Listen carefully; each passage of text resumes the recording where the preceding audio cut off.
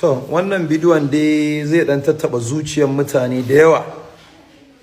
Yawwa wannan bidiyon da zan yi a yanzu, so G-Fresh Alamin ne, Kano State Material ke magana. Na farko dai zan gode wa dattijawan Kano da dattijawan Arewa da mutanen da suka dinga ce min zo in aura maka 'yata za ta faranta maka, zo in aura maka 'yata wancan za ta so ka, wancan ta ce min a ni ma ina son ka zan faranta maka zo ka aure ni. Duk ina gode muku 'yan mata da kwalan 'yan mata da suka yi min magana, ni suka ma yi wa tayin aure. Allah ya muku albarka, Allah ya muku albarka.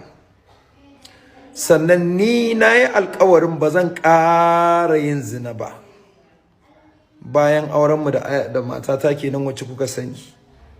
Na yi alkawarin ba zan ƙara yin zina ba.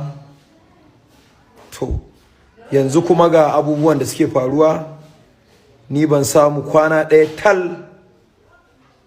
daga tarewanmu a gidan aurenmu na farin ciki, ban samu ba tsakani da Allah. Yauwa ba zan yi wa matata ƙarya ba, ba zan mata sharri ba, so Allah ya shirye ta. Amma tsakani da Allah a halin yanzu, a halin da ake ciki, an min tayin mata, sannan mata ordinary life, particularly mata ka ɗai wanda suka min ce min in aure su, wacce ta ce in aure ta, wacce duk Allah ya muku albarka, kun kyauta, kun sa min farin ciki.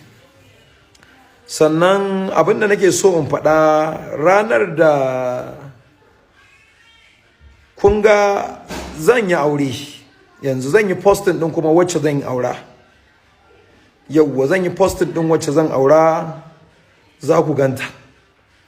To Allah ya arzuta ni da amarya mai suna bim ba zan gaya muku sunanta ba. Abin da ya sa ku zan ƙara aure saboda ni ban yadda in yi zina ba, tsakani fa da Allah.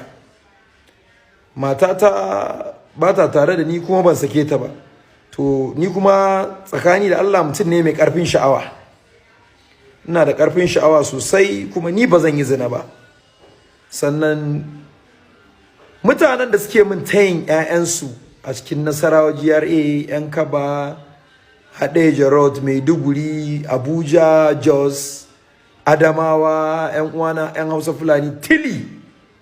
So yanzu dai albishirinku, na samu guda ɗaya tal, za ku ganta kuma kyakkyawa ce, kuma yanzu maganan aure kawai za a sha, za ma a ƙara yin dina.